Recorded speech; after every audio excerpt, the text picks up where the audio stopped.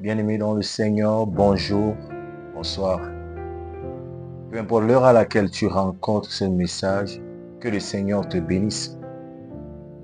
Je suis très heureux de savoir qu'aujourd'hui nous sommes à notre 4e jour de notre série de 10 jours de prière. Ayant pour thème libéré. Sûrement ce programme vient à point nommé dans ta vie, où tu as soif de Jésus-Christ, où tu as besoin de délivrance, de libération. Je t'invite à suivre ce programme jusqu'à la fin. Le Seigneur a de bonnes choses pour toi. Le Seigneur a des bénédictions prévues pour toi pendant ce programme de 10 jours de prière. Hier, nous avons eu à étudier que notre Seigneur Jésus-Christ, il revient bientôt. Et je sais que tu le sais. Et sûrement, peut-être tu ne le savais pas. Mais aujourd'hui, sache que Jésus-Christ, il revient bientôt. Et son avènement est imminent. Cet événement ne sera pas comme les autres. Cet événement sera l'apothéose. La Bible décrit que le ciel sera en louange. La terre sera déchaînée. Les éléments embrasés se dissoudront. La Bible fait comprendre que ce jour, les morts qui auront cru en Jésus-Christ ressusciteront. Les anges viendront sur la terre, nous tenir à la main. Nous irons dans les airs rencontrer Jésus-Christ avec des corps nouveaux. Que ce jour sera merveilleux. En ce jour, nous sommes au 4e jour et sans plus tarder, nous allons commencer par une prière. Notre Dieu et notre Père, c'est un honneur et un privilège que tu nous donnes de pouvoir nous réunir autour de ta table, autour de ton autel de grâce. Nous te supplions dans le puissant nom de Jésus-Christ. Manifeste-toi dans nos vies et instruis-nous encore en ce jour au nom de Jésus-Christ. Amen.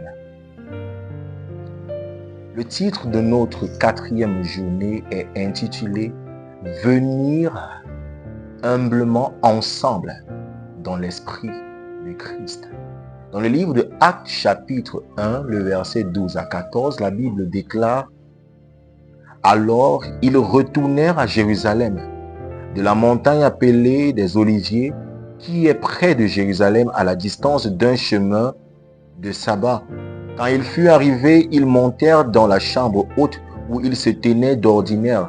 C'était Pierre, Jean, Jacques, André, Philippe, Thomas, Barthélemy, Matthieu, Jacques, fils d'Alphée, Simon le Zélote et Jude, fils de Jacques.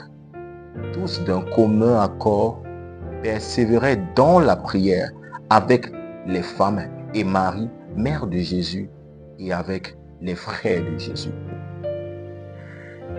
Ici, la Bible nous fait comprendre, après le départ de Jésus-Christ, les disciples ne se sont pas divisés. Ils sont restés unis. Ils sont restés soudés. Et dans la chambre haute, la Bible nous fait comprendre qu'ils se sont unis et d'un commun accord, ils priaient. Ils demandaient pardon. Sûrement, tu as entendu le nom de Pierre. C'est une chose formidable de savoir que celui-là qui a même régné Jésus-Christ était dans cette pièce-là. Celui-là même qui a dit qu'il ne connaissait pas Jésus-Christ. Aujourd'hui, est celui-là qui est assis et demande pardon au pied du Maître et demande pardon dans la chambre haute et reconnaît ses torts. Et en ce moment-là, dit Seigneur, donne-moi ta puissance afin que je sois un témoin vivant, un témoin fidèle de ce que tu es ressuscité et tu règnes au siècle des siècles. La Bible fait comprendre qu'ils étaient dans cette chambre haute. Toi aussi, sûrement, Jésus-Christ t'a rencontré. Jésus-Christ te fait comprendre qu'il revient bientôt. Mais ce n'est pas encore fini. Il y a un travail à faire. Mais pour que le travail soit fait, il faut que tu t'abandonnes complètement. Non pas seulement complètement, mais que tu puisses réclamer la puissance. Dans le passé, sûrement, tu as régné Jésus comme Pierre, mais il ne se fait pas tard. Dans le passé, sûrement, tu as douté du Jésus-Christ ressuscité comme Thomas, mais il ne se fait pas tard. Peut-être tu étais une prostituée comme Marie. Peut-être tu étais un voleur comme ce collecteur d'impôts, mais il ne se fait pas tard. Tu peux encore, dans cette chambre haute, demander pardon à Jésus-Christ. Et Jésus-Christ te capacitera pour l'œuvre à laquelle il t'a appelé. Gardons à l'esprit que la priorité de Jésus-Christ, c'est le royaume. C'est le royaume. Voilà la priorité de Jésus-Christ. Et pour tous ceux qui acceptent Jésus-Christ, votre priorité, notre priorité, ta priorité, ma priorité, c'est le royaume. Mais il y a quelque chose de marquant. C'est que dans cette pièce où ils étaient, il n'avait pas de division. La Bible fait comprendre que tous d'un commun accord persévéraient dans la prière. Ils se pardonnaient mutuellement. Dans le livre de Romains, chapitre 3, le verset 23, la Bible nous fait comprendre que car tous ont péché et sont privés de la gloire de Dieu. Nul n'est parfait. Tu n'es pas mieux que ton frère. Tu n'es pas mieux que ta sœur. Sûrement, quelque part, toi aussi, tu as commis du tort. Nous devons nous pardonner. Nous devons tous avoir les yeux rivés sur Jésus-Christ. Le plus important, c'est que nous puissions marcher la main dans la main pour la félicité éternelle. Et ce qui est très merveilleux, c'est que alors que Jésus-Christ était parti et que les disciples se sont réunis, alors qu'ils demandaient pardon à Jésus-Christ et qu'ils se pardonnaient mutuellement, la parole de Dieu fait comprendre que la puissance de Dieu s'est manifestée au milieu d'eux. Aujourd'hui, je te prie, toi qui as encore des différends avec ton frère et ta sœur, pardonne à ton frère, pardonne à ta sœur. Entre dans cette chambre haute, pas tout seul. Entre dans cette chambre haute avec ton frère, avec ta sœur.